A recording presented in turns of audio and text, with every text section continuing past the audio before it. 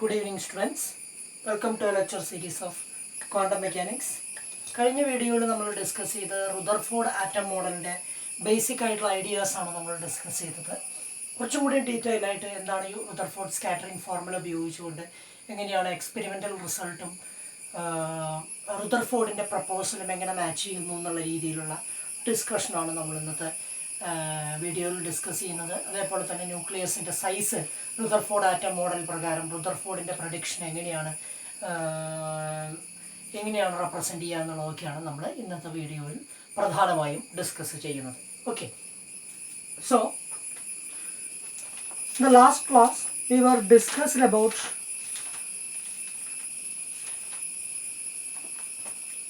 Rutherford atom model. Rutherford ഒരു alpha particle scattering experiment ആണ് നടത്തിയത്. അപ്പോൾ ആൽഫ പാർട്ടിക്കിൾ സ്കാറ്ററിംഗ് എക്സ്പെരിമെൻ്റ് നടത്തിയപ്പോൾ തോംസൺസ് മോഡൽ ഓഫ് ആറ്റം പ്രകാരം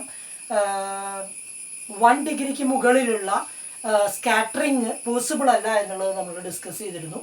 തോംസൺസ് മോഡൽ ഓഫ് ആറ്റം പ്രകാരം positive charge throughout atomic സ്പിയറിൽ ഡിസ്ട്രിബ്യൂട്ട് ചെയ്ത രീതിയിലാണ്. ഇലക്ട്രോൺസ് ആണെങ്കിൽ ഒരു എന്താ പറയുക, ഫ്രൂട്ട് കേക്കിലെ റൈസിൻസിൻ്റെ പോലെയാണ് ഡിസ്ട്രിബ്യൂട്ട് ചെയ്തിടുന്നതാണ് തോംസൺസ് മോഡൽ ഓഫ് ആറ്റം ഉണ്ടായത്. പക്ഷെ ആൽഫ പാർട്ടിക്കിൾ സ്കാറ്ററിംഗ് ഒരു തിൻ ഗോൾഡ് ഫോയിൽ കണ്ടക്ട് ചെയ്തപ്പോൾ മോസ്റ്റ് ഓഫ് ദ റേഡിയേഷൻസും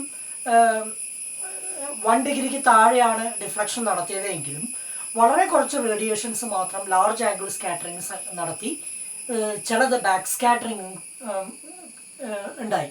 അപ്പോൾ അതിൽ നിന്ന് റുദർഫോർഡ് അസ്യൂം ചെയ്ത് കൺക്ലൂഡ് ചെയ്തത് എന്താണെന്ന് ചോദിച്ചാൽ ന്യൂക്ലിയസിൽ ലാർജ് എംപ്റ്റി സ്പേസ് ഉണ്ടെന്നും അതിൻ്റെ സെൻറ്റർ റീജിയൻ എന്ന് പറയുന്നതിനെ ന്യൂക്ലിയസ് എന്ന് വിളിക്കാമെന്നും ആ സെൻറ്റർ റീജിയൻ എന്ന് പറഞ്ഞാൽ whole mass and all its positive charge are concentrated and electrons are far away from this nucleus and they are, according to Rutherford, they are revolving in planetary motion. ഇതാണ് നമ്മളുടെ കഴിഞ്ഞ വീഡിയോയിൽ പ്രധാനമായും conclude ചെയ്ത പ്രധാന കാര്യങ്ങൾ. അപ്പോൾ അതൊന്ന് നമുക്കൊന്ന് ലിസ്റ്റ് ഔട്ട് ചെയ്യാം. An atom consists of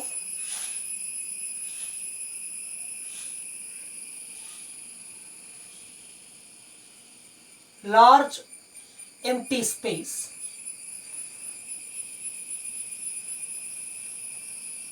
in which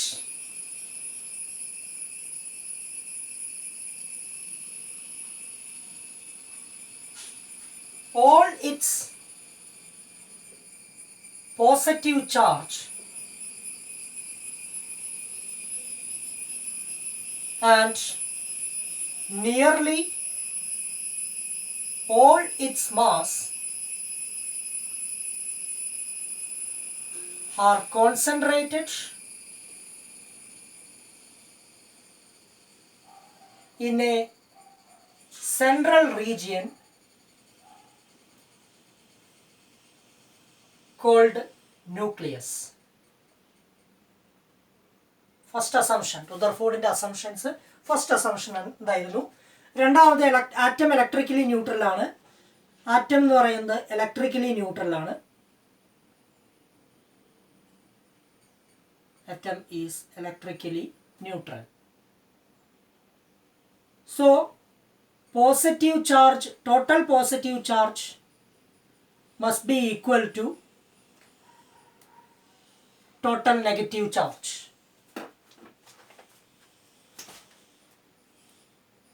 Total negative charge.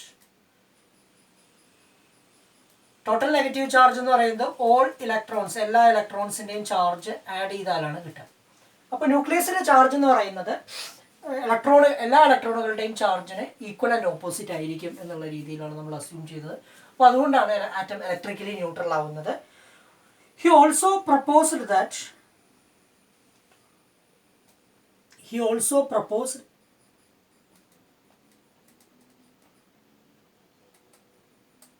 a planetary motion of electrons around the nucleus that we will discuss it later. ഇപ്പോൾ നമ്മൾ ഡിസ്കസ് ചെയ്യുന്നില്ല. And the size of the atom is far greater than the size of the nucleus. നമുക്ക് നാലാമത്തെ ഒരു ഇതായിട്ട് എഴുതാം. Size of the atom is far greater than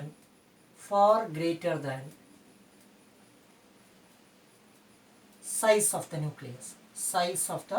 nucleus. ഇത്രയാണ് റുദർഫോർഡിന്റെ assumptions. Alpha particle സ്കാറ്ററിംഗിൽ നിന്ന് റുദർഫോർഡിന്റെ അസംഷൻസ്. റുദർഫോർഡ്, ഗെയ്ഗർ, മാർസൺ എന്ന് പറയുന്ന രണ്ട് സയന്റിസ്റ്റുമാരുടെ അദ്ദേഹത്തിന്റെ അസോസിയേറ്റ്സിന്റെ ഹെൽപ്പോട് കൂടിയിട്ടാണ് ഈ ആൽഫ പാർട്ടിക്കിൾ എക്സ്പെരിമെന്റ് നടത്തിയത്. അങ്ങനെ ആൽഫ പാർട്ടിക്കിൾ എക്സ്പെരിമെന്റ് നടത്തിയിട്ട് അദ്ദേഹം സ്കാറ്ററിംഗ് ഫോർമുല തിയററ്റിക്കലി ഒരു ഇക്വേഷൻ ഡിറൈവ് ചെയ്യുകയും ആ സ്കാറ്ററിംഗ്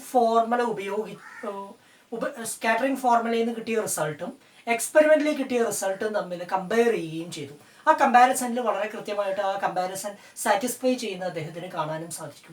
അങ്ങനെയാണ് ന്യൂക്ലിയസ് എന്ന് പറയുന്ന കൺസെപ്റ്റ് കൃത്യമായി എസ്റ്റാബ്ലിഷ് ചെയ്യപ്പെടുന്നതും. അതുകൊണ്ട് തന്നെയാണ് റുദർഫോർഡ് ന്യൂക്ലിയസ് ഡിസ്കവർ ചെയ്ത ആളായിട്ട് ലോകം അറിയപ്പെട്ടത്. അപ്പോൾ ഈ ആൽഫ പാർട്ടിക്കിൾ സ്കാറ്ററിംഗ് എക്സ്പെരിമെന്റിൽ നിന്ന് ഗെയ്ഗറും മാർസനും റുദർഫോർഡും ചേർന്ന് നടത്തിയ ആൽഫ പാർട്ടിക്കിൾ സ്കാറ്ററിംഗ് എക്സ്പെരിമെന്റിന്റെ റിസൾട്ടിനെ അദ്ദേഹത്തിന്റെ സ്കാറ്ററിംഗ് ഫോർമുല വെച്ച് കമ്പയർ ചെയ്തപ്പോൾ അത് മാച്ച് ചെയ്യുന്നതായിട്ട് കാണുകയും അങ്ങനെ റുദർഫോർഡിന്റെ proposal nuclear model of atom ആ കാലഘട്ടത്തിൽ വൈഡ്ലി ആക്സെപ്റ്റ് ചെയ്യപ്പെടുകയും ചെയ്തു. അങ്ങനെയാണ് ന്യൂക്ലിയസ് എന്ന് പറയുന്ന ഒരു കൺസെപ്റ്റും ആറ്റത്തിന്റെ സെൻട്രൽ റീജിയൻ എന്ന് പറയുന്നത് ഒരു പോസിറ്റീവ് ചാർജ് റീജിയൻ ആണെന്നും ആ ന്യൂക്ലിയസിന്റെ സെൻട്രൽ റീജിയനെ ന്യൂക്ലിയസ് എന്ന് വിളിക്കാമെന്നും അങ്ങനെ റുദർഫോർഡിന്റെ പ്രപ്പോസൽ വളരെ കൃത്യമായിട്ട് എസ്റ്റാബ്ലിഷ് ചെയ്യപ്പെടുകയും അങ്ങനെ ന്യൂക്ലിയസിന്റെ ഡിസ്കവറിയുടെ ക്രെഡിറ്റ് നമുക്ക് എപ്പോഴും അദ്ദേഹത്തിന് ആർക്ക് കൊടുക്കാം, റുദർഫോർഡിന് കൊടുക്കാം എന്നുള്ള അവസ്ഥ വരികയും ചെയ്തു. ഓക്കെ, അപ്പോൾ ഈ റുദർഫോർഡിന്റെ ആൽഫ പാർട്ടിക്കിൾ എക്സ്പെരിമെന്റ് എന്ന് പറയുന്നത് 20th സെഞ്ച്വറിയിലെ one of the greatest experimental demonstration എന്ന് വേണമെങ്കിൽ നമുക്ക് പറയാം. വലിയ രീതിയിലുള്ള ഫിസിക്സിൽ ഒരു വലിയ രീതിയിലുള്ള ഡെവലപ്മെന്റിന് സൃഷ്ടിച്ച ഒരു എക്സ്പെരിമെന്റ് തന്നെയാണ് ഈ ആൽഫ പാർട്ടിക്കിൾ സ്കാറ്ററിംഗ് എക്സ്പെരിമെന്റ് എന്ന് പറയുന്നത്. ഓക്കെ, അപ്പോൾ അത് കൺവെൻഷണലായിട്ട് അതുവരെ വിശ്വസിച്ചിരുന്ന തോംസൺ മോഡൽ ഓഫ് ആറ്റത്തിനെ മോഡിഫൈ ചെയ്ത് റുദർഫോർഡ് ന്യൂക്ലിയസ് എന്ന് പറയുന്ന ഒരു കൺസെപ്റ്റും ആറ്റത്തിന്റെ ഒരുപാട് region large empty space കൊണ്ടാണ് ഒക്യുപ്പൈ ചെയ്യപ്പെട്ടേക്കണേ എന്നുള്ളതും അദ്ദേഹത്തിന്റെ അസംഷൻ വളരെ കൃത്യമായിട്ട് പിൽക്കാലത്ത് അത് എക്സ്പെരിമെന്റലി പ്രൂവ് ചെയ്യാനും വളരെ കൃത്യമായിട്ട് എസ്റ്റാബ്ലിഷ് ചെയ്യാനും സാധിച്ചു.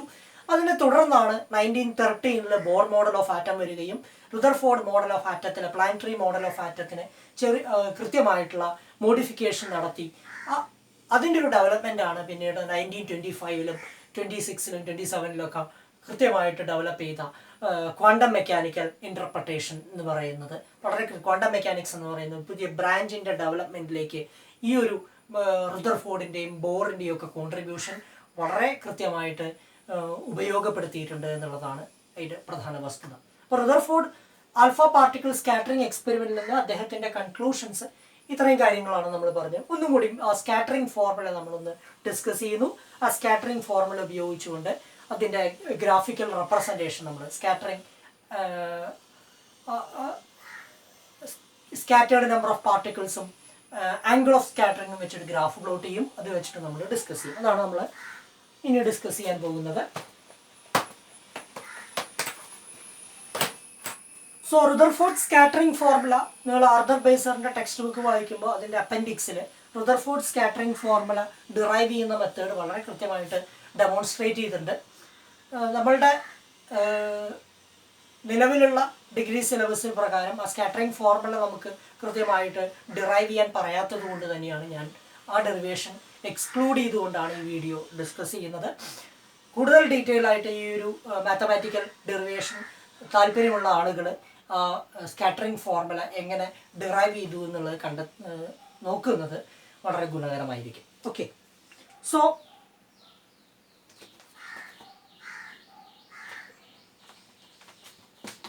Rutherford scattering formula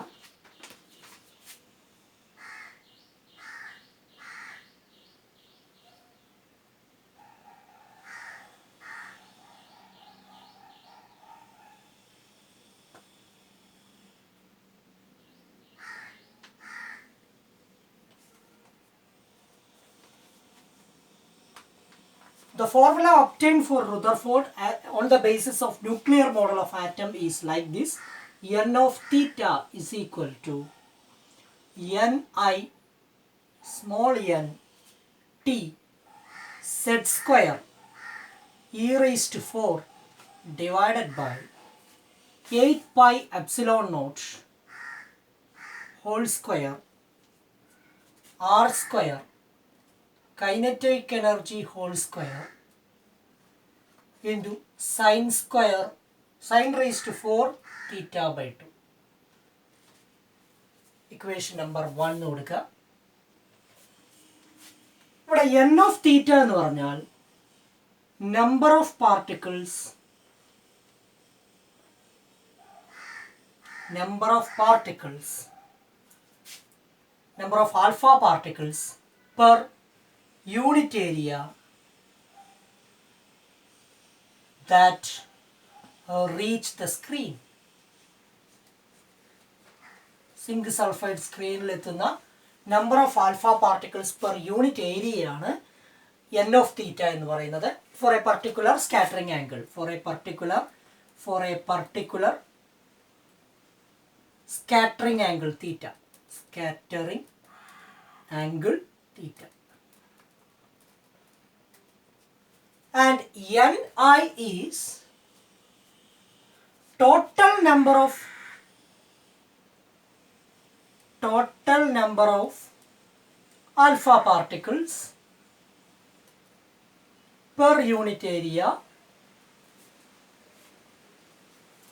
total number of alpha particles that reach the screen. സ്ക്രീനിൽ മൊത്തം എത്തുന്ന ടോട്ടൽ നമ്പർ ഓഫ് ആൽഫ പാർട്ടിക്കിൾസിന് ആണ് ഈ Ni എന്ന് പറയുന്നത്. Small n means the number of atoms per unit volume of the target material or foil, target foil. And T is the thickness of the foil.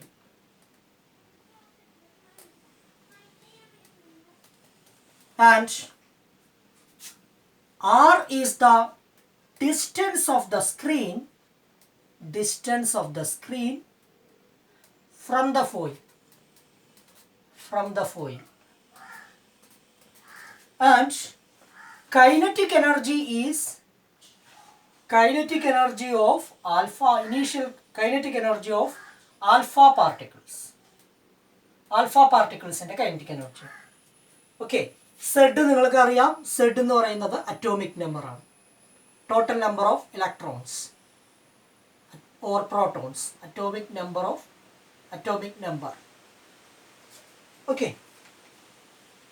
ആ ഫോയിലിൻ്റെ atomic number നമ്മളിപ്പോൾ gold ആണ് ഉപയോഗിക്കുന്നതെന്ന് വെച്ചാൽ Z is equal to 79 എന്ന് കൊടുക്കേണ്ടി വരും. ഇതാണ് figure. ഇതാണ് റുദർഫോർഡ് സ്കാറ്ററിംഗ് ഫോർമുല. അപ്പോൾ റുദർഫോർഡ് അദ്ദേഹത്തിൻ്റെ ന്യൂക്ലിയർ മോഡൽ ഓഫ് ആറ്റം വെച്ചിട്ട് തിയററ്റിക്കലി ഡിറൈവ് ചെയ്ത എക്സ്പ്രഷൻ എന്ന് പറയുന്നത് ഇതാണ്. ഇതിൽ Z എന്ന് പറയുന്ന atomic number, n number of atoms per unit volume of the target foil, and T is the thickness foil, R is the distance of the screen from the foil, and Ke is the kinetic energy of alpha particles. N of theta is number of alpha particles per unit area that reach the screen for a particular scattering angle theta, and Ni is the total number of alpha particles that reach the screen. ഇത് വെച്ചിട്ട് നമുക്ക് n of theta calculate ചെയ്യാൻ പറ്റും ഒരു particular scattering angle. എന്നിട്ട് അദ്ദേഹം എന്താ ചെയ്തതെന്ന് ചോദിച്ചാൽ അത് ഗ്രാഫിക്കലി റെപ്രസെൻ്റ് ചെയ്തു. അതേപോലെ തന്നെ ഗെയ്ഗർ മാർസൺ അവരുടെ എക്സ്പെരിമെൻറ്റിൽ നിന്ന് ഓരോ ഡിഫറെൻറ്റ് സ്കാറ്ററിംഗ് ആംഗിളിലുള്ള ബ്രൈറ്റ് സ്പോട്ടുകൾ കാൽക്കുലേറ്റ് ചെയ്തിട്ട് n of theta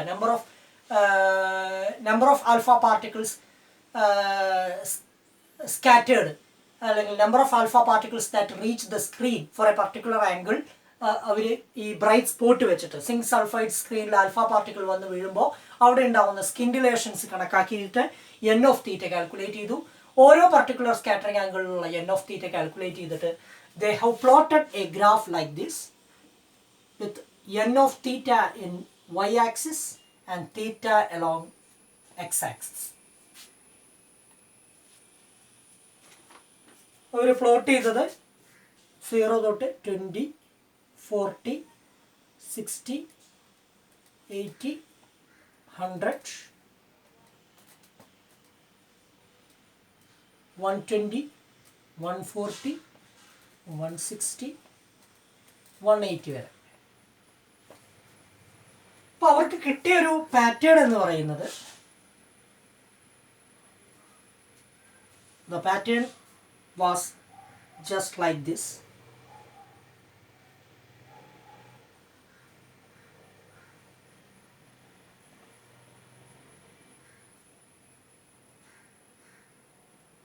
And this value is n of theta. Theta is equal to 180 degree. 180 back scattered in the number of alpha particles ആണ്. ഇവിടെ ഈ ഫിഗറിന് വളരെ കൃത്യമാണ്. സ്കാറ്ററിംഗ് ആംഗിൾ കൂടുന്നതിനനുസരിച്ച് എൻ ഓഫ് തീറ്റ കുറയുന്നു. ഇവിടെ നിങ്ങൾക്ക് കാണാൻ പറ്റും N of theta is proportional to sine raise to 4 theta by 2 ആണ്. അപ്പോൾ തീറ്റ കൂടുന്നതിനനുസരിച്ച് എൻ ഓഫ് തീറ്റ കുറയും. അതിൻ്റെ എക്സ്പെരിമെന്റിൽ കിട്ടിയ റിസൾട്ട് ഇത് തന്നെയാണ്. ഇതേപോലത്തെ ഇതിന് കമ്പയറബിൾ ആയിട്ടുള്ള റിസൾട്ട് തന്നെയാണ് നിങ്ങൾ തിയററ്റിക്കലി ഗ്രാഫ് പ്ലോട്ട് ചെയ്താലും നിങ്ങൾക്ക് ഇങ്ങനെ തന്നെയാണ് കിട്ടുക.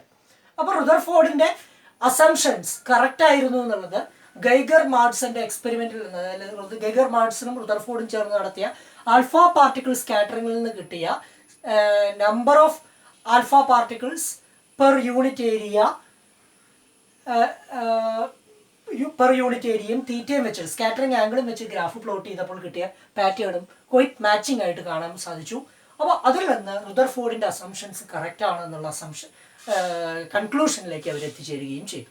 ഓക്കെ, നിങ്ങൾക്ക് ഇവിടെ കാണാൻ പറ്റും എൻ ഓഫ് തീറ്റ എന്ന് പറയുന്നത് വളരെ തീറ്റ കൂടുന്നതിനനുസരിച്ച് വലിയ രീതിയിലുള്ള ഡിക്രീസ് സംഭവിക്കുന്നുണ്ട്.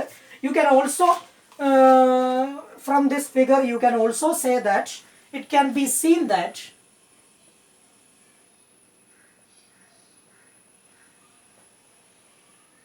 only 0.14%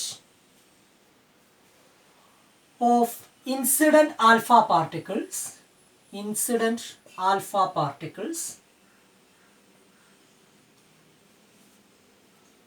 were scattered by more than 1 degree. ഇതൊരു ക്ലിയർ ഇൻഡിക്കേഷൻ ആണ്. എന്തിന്റെ ക്ലിയർ ഇൻഡിക്കേഷൻ ആണ്? ആറ്റത്തിൽ ലാർജ് എം ടി സ്പേസ് ഉണ്ട് എന്നുള്ള ക്ലിയർ ഇൻഡിക്കേഷൻ ആണ്. കുറച്ച് റേഡിയേഷൻസ് ബാക്ക് സ്കാറ്ററിംഗ് അടക്കം നടക്കുന്നുണ്ട്, ലാർജ് ആംഗിൾ സ്കാറ്ററിംഗിൽ സംഭവിക്കുന്നുണ്ട്. കുറച്ച് റേഡിയേഷൻസിന് ലാർജ് ആംഗിൾ സ്കാറ്ററിംഗ് നടക്കുന്നുണ്ട് ആൽഫ പാർട്ടിക്കിൾസിന്. അപ്പോൾ അതിൽ നിന്ന് നമുക്ക് ക്ലിയർ ആയിട്ട് കൺക്ലൂഡ് ചെയ്യാം സെൻട്രൽ റീജിയനിൽ ന്യൂക്ലിയസ് എക്സിസ്റ്റ് ചെയ്യുന്നുണ്ട് എന്നുള്ളതും ലാർജ് എം ടി സ്പേസ് ആറ്റത്തിലുണ്ട് എന്നുള്ളതും കൺക്ലൂഷനിലേക്ക് അവർ എത്തുകയും ചെയ്തു. ഓക്കെ, ഇത് റുദർഫോർഡ് സ്കാറ്ററിംഗ് ഫോർമുലയാണ്. So we can see that Rutherford scattering formula is inversely proportional to sin raised to 4 theta by 2 and inversely proportional to the square of the kinetic energy of the alpha particles. Okay, അങ്ങനെ n of theta പല പാരാമീറ്റേഴ്സിനെ depend ചെയ്യുന്നുണ്ട്. Major ആയിട്ടുള്ള 2 parameters പറഞ്ഞു എന്ന് മാത്രമേ ഉള്ളൂ. Okay, then ഈ scattering ഫോർമുലയിൽ നിന്ന് അദ്ദേഹം കൺക്ലൂഡ് ചെയ്ത എക്സ്പെരിമെൻ്റൽ റിസൾട്ട് മാച്ച് ചെയ്യുന്നതായിട്ട് വന്നു. അപ്പോൾ അദ്ദേഹം ഒരു കാര്യം കൂടി ചെയ്തു, ന്യൂക്ലിയസിൻ്റെ സൈസ് അദ്ദേഹം പ്രെഡിക്റ്റ് ചെയ്തു. ഈ എക്സ്പെരിമെൻ്റൽ ഒബ്സർവേഷനിൽ നിന്ന് ന്യൂക്ലിയർ സൈസ് എത്രത്തോളം വരും എന്നുള്ളതിൻ്റെ ഒരു പ്രഡിക്ഷൻ അദ്ദേഹം നടത്തി. അതാണ് നമ്മൾ അടുത്ത ഇതിൽ ഡിസ്കസ് ചെയ്യാൻ പോകുന്നത്, size of the nucleus or nuclear dimensions.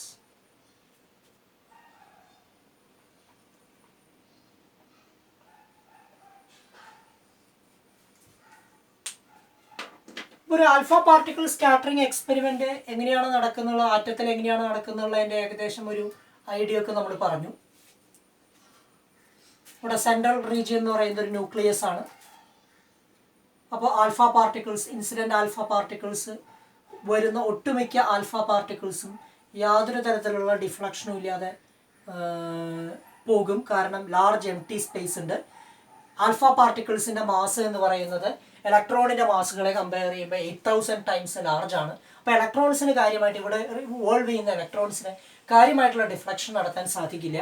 എന്നാൽ ന്യൂക്ലിയസിൻ്റെ അടുത്തേക്ക് വരുന്തോറും ലാർജ് ആംഗിൾ സ്കാറ്ററിങ് ഇവിടെ നടക്കുന്നതായിട്ട് കാണാൻ പറ്റും. It will produce some large angle scattering and even backscattered like this. അപ്പോൾ ഒരു 180 ഡിഗ്രിയിൽ വരുന്ന റേഡിയേഷൻ ആൽഫ പാർട്ടിക്കിളുമായിട്ട് ഹെഡ് ഓൺ കൊളീഷൻ നടത്തുകയും and it will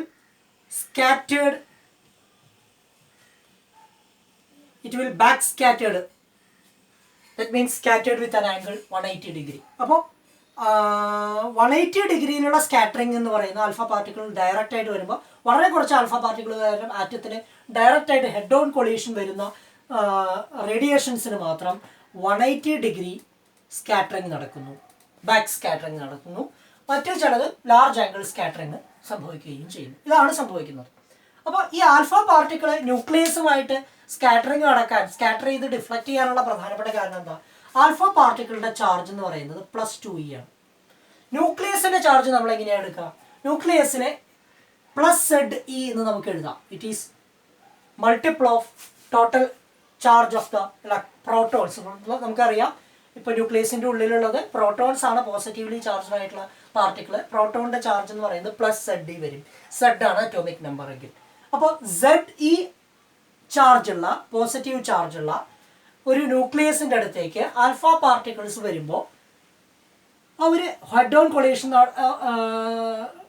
റിപ്പൽ ചെയ്ത്, കൊളംബ് ഫോഴ്സ് പ്രകാരം റിപ്പൽ ചെയ്ത് ബാക്ക് സ്കാറ്ററിങ് നടക്കുന്നു എന്നുള്ളതാണ് പ്രധാനപ്പെട്ട കാര്യം. അപ്പോൾ കൊളംബ് ഇൻട്രാക്ഷൻ ആണ് ഇവിടെ ഈ സ്കാറ്ററിങ്ങിന് റെസ്പോൺസിബിൾ ആവുന്നത് എന്ന് മനസ്സിലാക്കാം.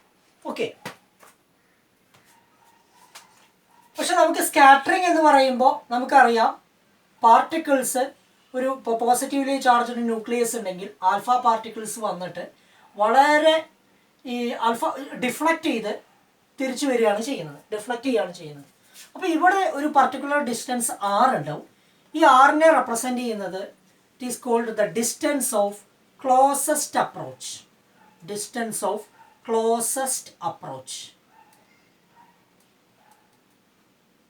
അപ്പോൾ മിനിമം ഡിസ്റ്റൻസിൽ എത്തുമ്പോൾ ഈ പാർട്ടിക്കിൾ, ആൽഫ പാർട്ടിക്കിൾ ഡിഫ്ലക്റ്റ് ചെയ്ത് വേറെ ഡയറക്ഷനിലേക്ക് സ്കാറ്റർ ചെയ്ത് പോകുന്നു. അപ്പോൾ ആ ഡിസ്റ്റൻസ് ആണ് മിനിമം ഡിസ്റ്റൻസ്. ആ മിനിമം ഡിസ്റ്റൻസിനെയാണ് ഡിസ്റ്റൻസ് ഓഫ് ക്ലോസസ്റ്റ് അപ്രോച്ച് എന്ന് പറഞ്ഞ് നമ്മൾ സ്കാറ്ററിങ്ങിൽ സാധാരണ ഡിസ്കസ് ചെയ്യാറുള്ള പാരാമീറ്ററാണ്.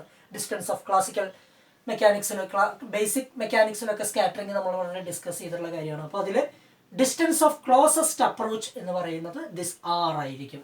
ഓക്കെ, റുദർഫോർഡിന്റെ അസംഷൻ എന്തായിരുന്നു എന്ന് ചോദിച്ചാൽ, ന്യൂക്ലിയസിന്റെ സൈസ് എന്ന് പറയുന്നത് ഈ ഡിസ്റ്റൻസ് ഓഫ് ക്ലോസസ്റ്റ് അപ്രോച്ചിനേക്കാളും കുറവായിരിക്കും, അല്ലെങ്കിൽ ഇറ്റ് വിൽ ബി കമ്പയറബിൾ എന്നുള്ളൊരു അസംഷനിലാണ് അദ്ദേഹം സ്കാറ്ററിംഗ് ഫോർമുല ഡിറൈവ് ചെയ്തത്. That means Rutherford assumed that in the derivation of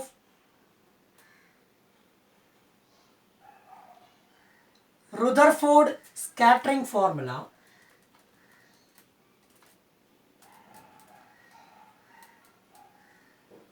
Rutherford's scattering formula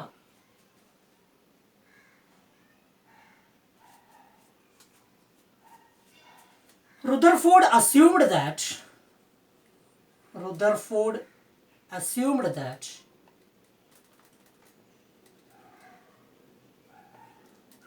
size of the target nucleus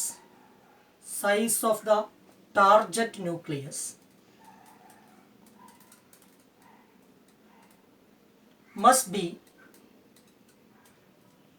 smaller than the distance of the minimum distance, smaller than the minimum distance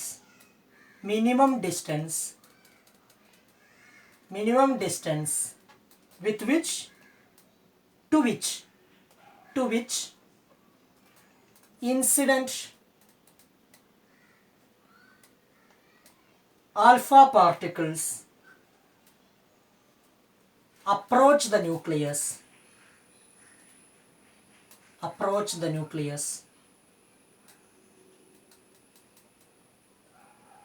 before being deflected away. Deflect ചെയ്യുന്നതിന് മുമ്പ് minimum എത്തുന്ന distance alpha പാർട്ടിക്കിളെ ന്യൂക്ലിയസിനെ approach ചെയ്യുന്ന distance, that distance is called distance of closest approach. So the size of the nuclear size should be less than the minimum distance. Minimum distance എപ്പോഴാണ് വരിക? Head on collision നടക്കുമ്പോഴാണ്. എന്ന് പറഞ്ഞാൽ alpha particle കൃത്യമായിട്ട് ന്യൂക്ലിയസിന് direct ആയിട്ട് വന്ന് അത് deflect ചെയ്യുമ്പോഴാണ്. അപ്പോൾ അവിടെ നടക്കുന്നത് ബാക്ക് സ്കാറ്ററിംഗ് ആണ്. So R will be R minimum when theta is equal to 180 degree when the for back scattering.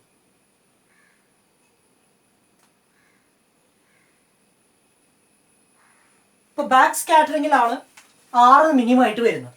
Okay, അപ്പോൾ ഇവിടെ എന്തുകൊണ്ടാണ് ഇത് ഡിഫ്ലക്ട് ചെയ്യുന്നത്? നമുക്ക് ഹെഡ് ഓൺ കൊളീഷൻ നടക്കുന്ന ഒരു സിറ്റുവേഷൻ കൺസിഡർ ചെയ്യുകയാണെങ്കിൽ ആൽഫ പാർട്ടിക്കിൾ വരുന്നു, അതിനൊരു ഇനീഷ്യൽ കൈനറ്റിക് എനർജി ഉണ്ട്. കൈനറ്റിക് എനർജി ഇനീഷ്യൽ വരുന്ന ആൽഫ പാർട്ടിക്കിൾ വളരെ വേറെ തരത്തിലുള്ള പൊട്ടൻഷ്യൽ എനർജി ഒന്നും ഇല്ല എന്ന് അസ്യൂം ചെയ്യുകയാണെങ്കിൽ വരുന്ന ആൽഫ പാർട്ടിക്കിൾസിൻ്റെ ടോട്ടൽ എനർജി എന്ന് പറയുന്നത് initial kinetic energy of the alpha particle തന്നെയായിരിക്കും. ഓക്കെ, ഈ ആൽഫ പാർട്ടിക്കിൾ വരുന്നു, അതിൻ്റെ ചാർജ് 2e ആണ്. അത് ഇങ്ങോട്ട് നീങ്ങും തോറും ഇവിടെ ഫോഴ്സ് ഓഫ് റിപ്പൾഷൻ ഉണ്ടാവും. ന്യൂക്ലിയസും ആൽഫ പാർട്ടിക്കിളും തമ്മിൽ ഫോഴ്സ് ഓഫ് റിപ്പൾഷൻ ഉണ്ടാവും. അത് ഒരു ക്ലോസസ്റ്റ് അപ്രോച്ച് ആറിലേക്ക് എത്തിച്ചേരുന്നു. അപ്പോൾ അവിടെ എത്തിച്ചേരുമ്പോഴേക്കും ഈ ആൽഫ പാർട്ടിക്കിളിൻ്റെ kinetic energy becomes 0. That means ഈ ഹോൾ എനർജി, ആൽഫ പാർട്ടിക്കിളിൻ്റെ ഹോൾ എനർജിയും പൊട്ടൻഷ്യൽ എനർജി ആയിട്ട് മാറിയിട്ടുണ്ടാവും. അതുകൊണ്ടാണ് അത് ഡിഫ്ലക്റ്റ് ചെയ്യുന്നത്. ഇപ്പോൾ ഒരു സിമ്പിൾ പെൻഡുലത്തിലൊക്കെ നമ്മൾ സിമ്പിൾ പെൻഡുലത്തിൻ്റെ ഓസിലേഷൻ നമ്മൾ ഡിസ്കസ് ചെയ്യുമ്പോൾ രണ്ട് എക്സ്ട്രീം എൻഡുകളിലെത്തുമ്പോൾ കൈനറ്റിക് എനർജി 0 ആയിട്ട് മാറുന്നു. So it will come back to the original position എന്ന് നമ്മൾ ഡിസ്കസ് ചെയ്യാറുണ്ട്. അപ്പോൾ ഇവിടെ എത്തുമ്പോൾ kinetic energy potential of whole initial kinetic energy is converted into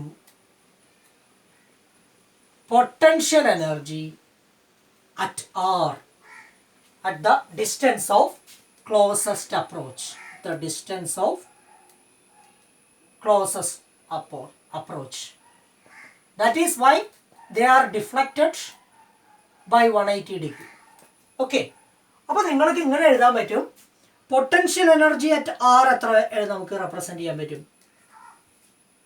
distance എന്ന് പറയുന്നത് ആറാണ്. അപ്പോൾ അത് 1/4πε0. ഇതിൻ്റെ ചാർജ് 2e ആണ്, ഇതിൻ്റെ ചാർജ് ZE ആണ്. ഇപ്പോൾ ZEയും 2eയും ഉള്ള ചാർജുകളുള്ള രണ്ട് പാർട്ടിക്കിൾ തമ്മിലുള്ള പൊട്ടൻഷ്യൽ എനർജിക്ക് ഇക്വലൻ്റ് ആണ് ഈ relation divided by R. Distance എന്ന് പറയുന്നത് distance between these two charges is 1/4 r. So 1/4πε0 2e into ZD by r. So that is equal to 1/4πε0 2ZE square by r. That is equal to, sorry, capital R, that is equal to the initial kinetic energy. Okay.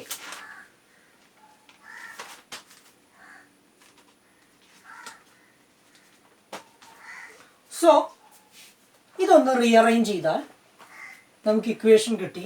ഇതിൽ നിന്ന് R കണ്ടുപിടിക്കുക.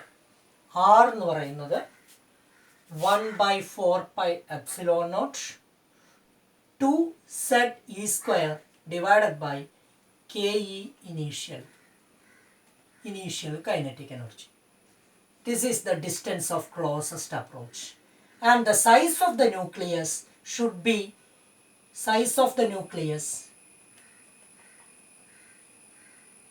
be less than or equal to this R.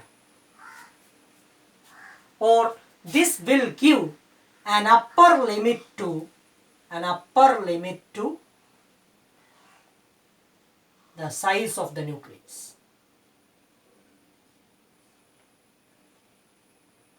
Rutherford ആ കാലഘട്ടത്തിൽ ഉപയോഗിച്ചിരുന്ന alpha particle radiation, naturally occur ചെയ്യുന്ന alpha particle radiations ആയിരുന്നു. ആ alpha particle റേഡിയേഷൻ്റെ മാക്സിമം കൈനറ്റിക് എനർജി എന്ന് പറയുന്നത് at that time the maximum kinetic energy for alpha particle were 7.7 million electron volt ആണ് ആ കാലഘട്ടത്തിൽ. ഇപ്പോൾ അതിലും കൂടുതൽ ഹൈ എനർജിയുള്ള റേഡിയേഷൻസ് അല്ലെങ്കിൽ ആൽഫ പാർട്ടിക്കിൾസിനെ ജനറേറ്റ് ചെയ്യാൻ നമുക്ക് പലതരത്തിലുള്ള പാർട്ടിക്കിൾ ആക്സിലറേറ്ററുകൾ ഉപയോഗിച്ച് സാധിക്കും. പക്ഷേ ആ കാലഘട്ടത്തിൽ നാച്ചുറലി ഒക്കെ ചെയ്യുന്ന മാക്സിമം റുദർഫോർഡ് ഉപയോഗിച്ച ആൽഫ പാർട്ടിക്കിളിൻ്റെ റേഡിയേഷൻ എന്ന് പറയുന്നത് എനർജി എന്ന് പറയും, കൈനറ്റിക് എനർജി എന്ന് പറയുന്നത് 7.7 million electron volt ആണ്. So we can put kinetic energy initial as 7.7 million electron volt. 7.7 into 1.6 into 10 raised to minus 13 joule. Okay, 7.7 million electron volt എന്ന് പറഞ്ഞാൽ 7.7 into 10 raised to 6 electron volt ആണ് വരിക. അപ്പോൾ 10 raised to minus 19 6 10 raised to minus 13 വരും. ഇതെല്ലാവർക്കും അറിയുന്നതാണ്. The result is 1.2 into 10 raised to minus 12 joule. 1.2 into 10 raised to minus 12 joule. ഈ result എടുത്തിട്ട് ഇവിടെ സബ്സ്റ്റിറ്റ്യൂട്ട് ചെയ്യാം. ഇവിടെ നമ്മൾ ഉപയോഗിച്ച Z79 ആണ് four gold. And 1/4 pi epsilon naught is 9 into 10 raised to 9. നമുക്ക് അറിയുന്ന കാര്യമാണ്. അപ്പോൾ അതും കൂടെ സബ്സ്റ്റിറ്റ്യൂട്ട് ചെയ്താൽ സൈസ് ഓഫ് ദ ന്യൂക്ലിയസ് നമുക്ക് കണ്ടുപിടിക്കാം. Size of the nucleus R എന്ന് പറയുന്നത് 9 into 10 raised to 9 into 2 into 79 into 1.6 into 10 raised to minus 90 divided by 1.2 into 10 raised to minus 12 joule. 12. Okay. So that is equal to, ഇവിടെ നമ്മളിപ്പോൾ 79 Z എന്ന് തന്നെ കൊടുക്കാമെന്ന് വിചാരിച്ചോ. അപ്പോൾ ഇത് just 3.8 into 10 raised to minus 16 Z എന്ന് വരും. Zന് 79 സബ്സ്റ്റിറ്റ്യൂട്ട് ചെയ്താൽ R will be equal to 3.8 into 10 raised to minus 16 into 79. The result is 3.0 into 10 raised to minus 14 meter. This is an upper limit to the size of the nucleus. അപ്പോൾ നമ്മൾ generally conclude ചെയ്യുന്നത് എന്താണെന്ന് ചോദിച്ചാൽ, ഒരു ന്യൂക്ലിയസിൻ്റെ size എന്ന് പറഞ്ഞാൽ നമ്മൾ generally conclude ചെയ്യുക it is of the order of 10 raised to minus 15 meter ആണ് നമ്മൾ അസ്യൂം ചെയ്യാറുള്ളത്. 1 Fermi എന്നൊക്കെ നമ്മൾ ഡിസ്കസ് ചെയ്യും. ഓക്കെ, അപ്പോൾ ന്യൂക്ലിയസിൻ്റെ സൈസ് ആ റേഞ്ചാണ്. ആറ്റത്തിൻ്റെ സൈസോ, ആറ്റത്തിൻ്റെ സൈസ് എന്ന് പറയുന്നത് 10 raised to minus 10 meter ആണ് ഇത് ന്യൂക്ലിയസിൻ്റെ. അപ്പോൾ ഇത് എത്രത്തോളം ആക്യുറേറ്റ് ആണ് എന്നുള്ളതാണ് അടുത്ത ചോദ്യം. അപ്പോൾ നമുക്കറിയാം ഇപ്പോഴത്തെ കാലഘട്ടത്തിൽ നമുക്ക് വളരെ ലാർജ് എനർജി പ്രൊഡ്യൂസ് ചെയ്യാവുന്ന, കൈനറ്റിക് എനർജി പ്രൊഡ്യൂസ് ചെയ്യാവുന്ന പാർട്ടിക്കിൾ ആക്സലറേറ്റേഴ്സ് ഉണ്ട്. സോ ആൽഫ പാർട്ടിക്കിളിൻ്റെ റേഡിയേഷൻ്റെ കൈനറ്റിക് എനർജി 7.7 നിന്ന് ഒരുപാട് കൂട്ടിയാൽ നമുക്ക് അതിൽ എത്രത്തോളം റുദർഫോർഡ് സ്കാറ്ററിംഗ് ഫോർമുലയിൽ കിട്ടുന്ന റിസൾട്ടും ഇതും തമ്മിൽ എത്രത്തോളം മാച്ച് ചെയ്യുമെന്ന് ചോദിച്ചാൽ, റുദർഫോർഡ് സ്കാറ്ററിംഗ് ഫോർമുലയിൽ കിട്ടുന്ന റിസൾട്ട് വെച്ചിട്ട് നമുക്ക് ഒരിക്കലും അത് കണ്ടുപിടിക്കാൻ പറ്റില്ല. കാരണം റുദർഫോർഡ് സ്കാറ്ററിംഗ് ഫോർമുലയിൽ കിട്ടുന്ന റിസൾട്ടും വളരെ ഹൈ എനർജിയിലുള്ള റേഡിയേഷൻസ് ഉപയോഗിച്ച് കിട്ടുന്ന എക്സ്പെരിമെൻ്റൽ റിസൾട്ടും തമ്മിൽ കാര്യമായിട്ടുള്ള വ്യത്യാസം നിങ്ങൾക്ക് കാണാൻ പറ്റും. നമുക്കിതിൽ ഗോൾഡിൻ്റെ തന്നെ actual value is 1/5 of this value, this size. Rutherford scattering formula വളരെ ലാർജ് ആംഗിൾ ആകുമ്പോൾ ഫെയിൽ ചെയ്യപ്പെടും. എന്തുകൊണ്ടാണ് റുദർഫോർഡ് സ്കാറ്ററിംഗ് ഫോർമുല ഫെയിലിയർ ആവുന്നതെന്നൊക്കെ നമുക്ക് പിന്നീട് ഡിസ്കസ് ചെയ്യാം. എങ്കിലും റുദർഫോർഡിന്റെ അസംഷൻ എന്ന് പറയുന്നത്, ആ ന്യൂക്ലിയസിന്റെ സൈസിന്റെ ഓർഡർ എന്ന് പറയുന്നത് വളരെ കൃത്യമായിട്ട് ഏകദേശം ഈ റേഞ്ചിൽ തന്നെ നമുക്ക് അസ്യൂം ചെയ്യാൻ പറ്റും. അതാണ് റുദർഫോർഡിന്റെ ഏറ്റവും വലിയ കോൺട്രിബ്യൂഷൻ എന്ന് നമുക്ക് പറയാം. അദ്ദേഹം ന്യൂക്ലിയർ സൈസ് ഒരു ഓൾമോസ്റ്റ് ആക്യുറേറ്റ് ആയിട്ടുള്ള രീതിയിൽ പ്രഡിക്റ്റ് ചെയ്യാൻ അദ്ദേഹത്തിന് സാധിച്ചു എന്നുള്ളതാണ്. ഓക്കെ, അത് ഇപ്പോഴത്തെ നിലവിലുള്ള റിസൾട്ട് വെച്ചിട്ട് റുദർഫോർഡ് സ്കാറ്ററിംഗ് ഫോർമുലയ്ക്കനുസരിച്ചുള്ള റിസൾട്ട് എന്ന് പറയുന്നത് അത്രത്തോളം മാച്ച് ചെയ്യുന്നൊന്നുമില്ല. എങ്കിലും റുദർഫോർഡിന്റെ അസംഷൻസ്, അതായത് ആറ്റത്തിന്റെ ലാർജ് പാർട്ട് എം ടി ആണെന്നും ആറ്റത്തിന്റെ സെൻട്രൽ റീജിയനെ ന്യൂക്ലിയസ് എന്ന് വിളിക്കാമെന്നും അവിടെയാണ് പോസിറ്റീവ് ചാർജും nearly all it's mass concentrate ചെയ്തേക്കുന്നത് എന്നുള്ളതും വളരെ പ്രധാനപ്പെട്ട കോൺസെപ്റ്റുകൾ തന്നെയാണ്. അതിനിപ്പോഴും വിളക്കം തട്ടിയിട്ടില്ല. അപ്പോൾ അതുകൊണ്ട് തന്നെ ആ റുദർഫോർഡിന്റെ അറ്റോമിക് മോഡലിന് ഒരുപാട് സവിശേഷതകളുണ്ട്. എങ്കിലും റുദർഫോർഡിന്റെ അറ്റോമിക് മോഡലിന് ഒരുപാട് ലിമിറ്റേഷൻസ് നമ്മൾ ഡിസ്കസ് ചെയ്യും. പ്ലാനറ്ററി മോഡലൊക്കെ നമ്മൾ ഡിസ്കസ് ചെയ്തതിന് ശേഷം എന്താണ് റുദർഫോർഡ് ആറ്റം മോഡലിന്റെ ലിമിറ്റേഷൻസ് എന്ന് നമ്മൾ കൺക്ലൂഡ് ചെയ്യുന്നുണ്ട്. തൽക്കാലം ഇത്രയാണ് നമുക്ക് ഈ വീഡിയോയിൽ ഡിസ്കസ് ചെയ്യാനുള്ളത്. ഇനി നമ്മൾ ഇതിലൊരു ചെറിയൊരു ഐഡിയയും കൂടിയും പറഞ്ഞിട്ട് അവസാനിപ്പിക്കാം.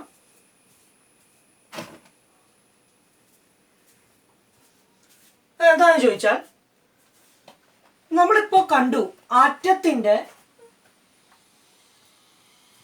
ആറ്റത്തിൽ ഒരുപാട് ലാർജ് എം ടി സ്പേസ് ഉണ്ട്. നമ്മളിപ്പോൾ ഒരു ആറ്റം എടുക്കുകയാണെങ്കിൽ സെന്ററിൽ nucleus, large empty space ആണ് ഉണ്ടാവുക. ഒരുപാട്, ഇപ്പോൾ നിങ്ങളൊരു വുഡൻ ടേബിൾ എടുത്തു എന്ന് വിചാരിക്കാം. ആ wooden table so many and large number of atoms കൊണ്ടാണ് ഉണ്ടാക്കിയേക്കുന്നത്. അപ്പോൾ ആ വുഡൻ ടേബിളിൽ ഉള്ള ഓരോ ആറ്റത്തിലും large amount of empty space നിങ്ങൾക്ക് ഒബ്സർവ് ചെയ്യാൻ പറ്റും. Microscopically large empty space നിങ്ങൾക്ക് ഒബ്സർവ് ചെയ്യാൻ പറ്റും. ന്യൂക്ലിയസ് ആറ്റത്തിന്റെ പ്രധാന കോൺസ്റ്റിറ്റ്യുവൻസ് എന്ന് പറയുന്നത് ന്യൂക്ലിയസും ഇലക്ട്രോൺസും ആണ്. ഈ ഇലക്ട്രോൺസ് ഒക്കെ ഇത്രയും ലാർജ് എം ടി സ്പേസ് ഇല്ലാതെ വളരെ ക്ലോസ്ഡ് ആയിട്ട് പാക്ക് ചെയ്യുകയാണെങ്കിൽ ഒരു വലിയ ലാർജ് വുഡൻ ടേബിൾ എന്ന് പറയുന്നത്, അങ്ങനെയാണ് പാക്ക് ചെയ്ത ആറ്റംസ് കൺസ്ട്രക്ട് ചെയ്തതെന്ന് വെച്ചാൽ, ആ large wooden table will become just like a point. ഒരു സിംഗിൾ പോയിന്റ് പോലെ ഷ്രിങ്ക് ചെയ്ത് ചുരുങ്ങിപ്പോയി വളരെ ചെറിയൊരു പോയിന്റ് ആയിട്ട് നമുക്ക് മാറും. അപ്പോൾ അതൊരു കമ്പാരിസന് വേണ്ടി പറയുന്നതാണ്. കാരണം ആറ്റത്തിൽ ലാർജ് എം ടി സ്പേസ് ഉള്ളത് കൊണ്ട് അതിൻ്റെ സൈസും, ലാർജ് എം ടി സ്പേസ് ഇല്ലാതെ ക്ലോസ്ലി പാക്ഡ് ആണെങ്കിൽ ആറ്റം നമ്മളുടെ ആ വുഡൻ ടേബിളിനെ ഒരു സിംഗിൾ പോയിന്റിന് ഇക്വലൻ്റ് ആയിട്ട് നമുക്ക് റെപ്രസെൻറ്റ് ചെയ്യാൻ പറ്റും. അത്രയും സൈസ് കുറയും എന്നുള്ളതാണ് പ്രധാനപ്പെട്ട കാര്യം. അപ്പോൾ അത് ആറ്റത്തിൽ ലാർജ് എം ടി സ്പേസ് ഉണ്ട് എന്നുള്ളത് ഒന്നും കൂടി അതിൻ്റെ ആ ഒരു കോൺസെപ്റ്റ് ക്ലിയർ ആയിട്ട് മനസ്സിലാവാൻ വേണ്ടിയാണ് ഈ ഒരു എക്സാമ്പിൾ പറഞ്ഞത്. ഇനി ന്യൂക്ലിയസിൻ്റെ സൈസ് നമ്മൾ പറഞ്ഞു. ന്യൂക്ലിയസ് എന്ന് പറയുന്നത് വളരെ ടൈനി ആയിട്ടുള്ള 10⁻⁻⁻⁻ of the order of 10⁻⁻⁻15 metre ആണ് ന്യൂക്ലിയസിൻ്റെ സൈസ് എന്ന് നമുക്കറിയാം. അപ്പോൾ 10⁻⁻15 മീറ്റർ സൈസുള്ള ഇതിൻ്റെ ന്യൂക്ലിയർ ഡെൻസിറ്റി പിന്നീട് ന്യൂക്ലിയർ ഫിസിക്സിലൊക്കെ വളരെ ഡീറ്റെയിൽ ആയിട്ട് പഠിക്കുന്നതാണ്. ന്യൂക്ലിയർ ഡെൻസിറ്റി നമ്മൾ കൺസിഡർ ചെയ്യുമ്പോൾ the nuclear density is very huge and its value is 2.4 into 10⁻17 kilogram per meter cube. So this is the nuclear density. Nuclear density is 2.4 into 10⁻7. ഇത് എത്രത്തോളം big ആണ് എന്ന് പറയാൻ വേണ്ടി it is equivalent to 4 billion tons per cubic inch. 1 inch സൈസുള്ള 1 cubic inch സൈസുള്ള ഒരു ക്യൂബിൻ്റെ ഉള്ളിൽ 4 ബില്യൺ ടൺസ് ഒക്യുപ്പൈ ചെയ്തിട്ടുണ്ടെങ്കിൽ അതിന് ഇക്വലൻ്റ് ആണ് ഈ ഒരു ന്യൂക്ലിയർ ഡെൻസിറ്റി എന്ന് പറയുന്നത്. അപ്പോൾ അത്രത്തോളം ഡെൻസ് ആയിട്ടുള്ള റീജിയനാണ് ന്യൂക്ലിയസ് എന്ന് പറയുന്നത്. അതിനൊരു കമ്പാരിസൺ നമ്മൾ പറയുന്നത് എന്താണെന്ന് വെച്ചാൽ ന്യൂട്രോൺ സ്റ്റാർ വെച്ചിട്ടാണ്. ന്യൂട്രോൺ സ്റ്റാർ എന്താണെന്ന് നമ്മൾ പഠിച്ചിട്ടുണ്ടാവും. ആസ്ട്രോഫിസിക്സിലൊക്കെ ന്യൂട്രോൺ സ്റ്റാർ എന്താണെന്ന് പറയുന്നുണ്ട്. Neutron star are the stars whose atoms have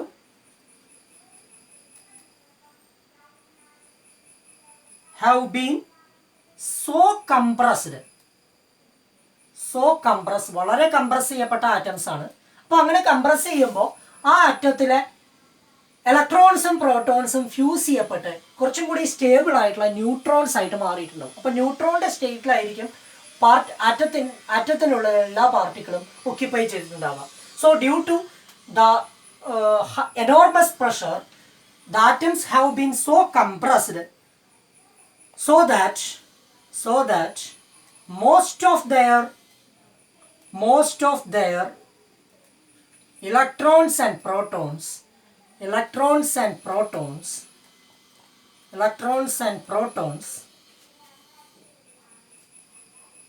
have fused into neutrons, which are the most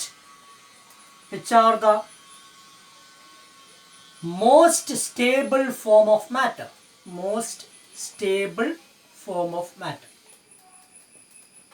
അതുകൊണ്ടാണ് അതിനെ ന്യൂട്രോൺ സ്റ്റാർ എന്ന് വിളിക്കുന്നത്.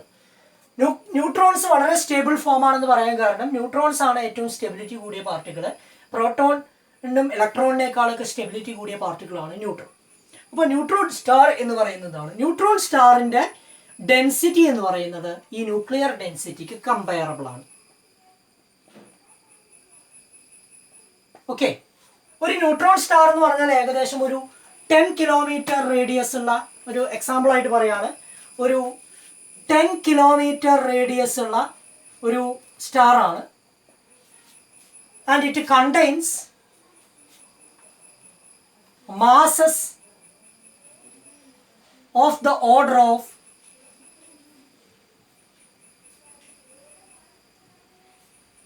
2 or 3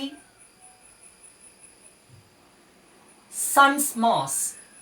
സണ്ണിൻ്റെ മാസ്, 2 സണ്ണുകൾ മാസിന് ഇക്വലൻ്റ് ആയിട്ടുള്ള രണ്ട് സൺ മാസിന് ഇക്വലൻ്റ് ആയിട്ടുള്ള മാസ് ഒരു 10 കിലോമീറ്റർ റേഡിയസിൽ പാക്ക് ചെയ്യപ്പെട്ടാൽ അതിന് ഇക്വലൻ്റ് ആണ് ഒരു ന്യൂട്രോൺ സ്റ്റാർ എന്ന് പറയുന്നത്. എർത്ത് എന്ന് പറയുന്നത് ഇത്രയും ഡെൻസ് ആണ്. ഇപ്പോൾ ആ ഡെൻസിറ്റി മനസ്സിലാവാൻ വേണ്ടിയിട്ടാണ് ഞാനൊരു എക്സാമ്പിൾ പറയുന്നത്. എർത്ത് ഇത്രത്തോളം ഡെൻസ് ആണെങ്കിൽ നിങ്ങൾക്ക് ആ എർത്തിലുള്ള ഹോൾ ഓബ്ജക്റ്റിനെ കംപ്രസ് ചെയ്ത് ഒരു സിംഗിൾ അപ്പാർട്ട്മെൻറ്റിലേക്ക് ഒക്യുപ്പൈ ചെയ്യാൻ പറ്റും. അത്രത്തോളം ഡെൻസിറ്റിയാണ് ന്യൂക്ലിയസിൻ്റെ ഡെൻസിറ്റി എന്ന് മനസ്സിലാക്കാൻ വേണ്ടിയിട്ടാണ് ഈ ന്യൂട്രോൺ സ്റ്റാറിൻ്റെയും ഈ എർത്തിനെ കംപ്രസ് ചെയ്ത് ഒരു അപ്പാർട്ട്മെൻറ്റിലേക്ക് കോൺസെൻട്രേറ്റ് ചെയ്യുന്ന രീതിയിൽ നമ്മൾ അതിന് എക്സാമ്പിൾസ് ആയിട്ട് നമ്മൾ ഡിസ്കസ് ചെയ്തത്. ഇപ്പോൾ ന്യൂക്ലിയസിൻ്റെ സൈസ് എന്ന് പറയുന്നത് വളരെ സ്മോൾ ആണ്. ന്യൂക്ലിയസിൻ്റെ ഡെൻസിറ്റി എന്ന് പറയുന്നത് it is of the order of 10⁻17 kilogram per metre cube. It's very huge, വളരെ ഹ്യൂജ് ഡെൻസിറ്റി ഉള്ള ഇതാണ് ന്യൂക്ലിയസ്. അപ്പോൾ ന്യൂക്ലിയസ് എന്താണെന്നും ന്യൂക്ലിയർ ഡയമെൻഷൻ എന്താണെന്നും റുദർഫോർഡ് ആറ്റം മോഡലിൻ്റെ ബേസിക് ആയിട്ടുള്ള കാര്യങ്ങളും നമ്മളിവിടെ ഡിസ്കസ് ചെയ്തു. ഇനി ഇതുമായി ബന്ധപ്പെട്ട് റുദർഫോർഡിൻ്റെ ഒരു പ്രധാന അസംഷൻ എന്ന് പറയുന്നത് ഇലക്ട്രോൺസ് ന്യൂക്ലിയസിന് ചുറ്റും പ്ലാനറ്ററി മോഷനിൽ എന്ന പോലെ തന്നെ ഓർബിറ്റ് ചെയ്യുകയാണെന്നുള്ളൊരു അസംഷൻ അദ്ദേഹം എടുക്കും. അത് ആ അസംഷൻ വെച്ചിട്ട് പ്ലാനറ്ററി മോഡൽ അദ്ദേഹം ഡിസ്ക്രൈബ് ചെയ്യും. പക്ഷെ ആ പ്ലാനറ്ററി മോഡൽ എന്ന് പറയുന്നത് പിന്നീട് ബോർ മോഡലൊക്കെ വന്നപ്പോഴേക്കും നമ്മൾ ഡിസ്കാർഡ് ചെയ്യും. എന്തുകൊണ്ടാണ് ആ പ്ലാനറ്ററി മോഡലിൻ്റെ ഫെയിലിയർ ഉണ്ടായത് എന്നുള്ള കാര്യങ്ങളൊക്കെയാണ് നമ്മൾ അടുത്ത വീഡിയോയിൽ ഡിസ്കസ് ചെയ്യുന്നത്. അതുവരെ വെയിറ്റ് ചെയ്യുക. Thank you.